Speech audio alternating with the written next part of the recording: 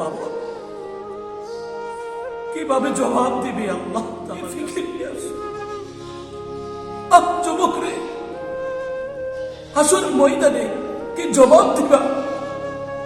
আরে যৌবক অবস্থায় যদি তোমার জিন্দেগিটা যদি রাসূলের সুন্নতের আদর্শ বানাইতে পারো, হাসর ময়দানে যুবককে আল্লাহর আরশের নিচে স্থান দেবে, সম্মানিত বানাই।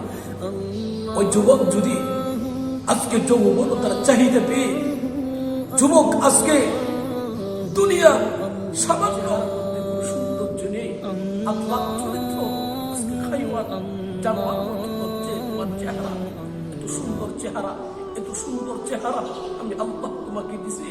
আবার ওই চেহারা যদি ওই জিন্দেগির মধ্যে যদি আমল নামার দৌলত যদি না থাকে, বান্দারে জাহান্নামের আগুন জ্বলতে হবে। একটু ভাবো, একটু চিন্তা করো, কবরে তোমার দেখা গো আনা বাইতুল তুরাব, আনা বাইতুল ওয়াহদা, আনা বাইতুল ঘুরা।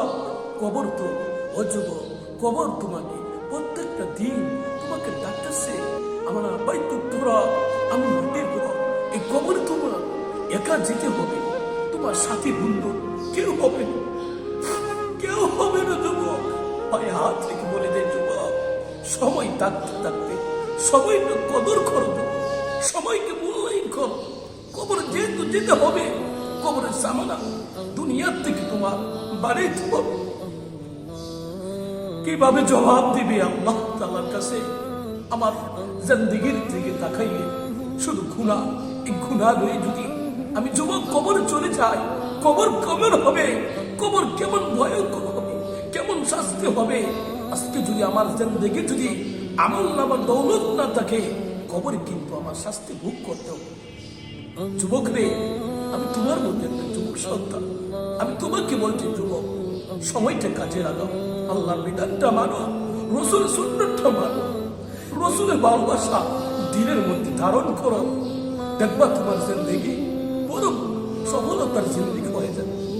যুবক, এই যুবক কোথায় দিকে আসছো, কোথায় চলছ, কি ফিকির নিয়ে আছো? যুবক কি ফিকির নিয়ে আসছো? যুবক রে, হাসর ময়দানে কি জবাব দিবা? আরে যৌবক অবস্থায় যদি তোমার জিন্দেগিটা যদি রাসূলের সুন্নতের আদর্শ বানাইতে পারো, হাসর ময়দানে যুবককে আল্লাহর আরশের নিচে স্থান দেবে, সম্মানিত বানাই। ওই যুবক যদি আজকে যৌবনতার চাহিদা পেয়ে যুবক আজকে দুনিয়া সামান্য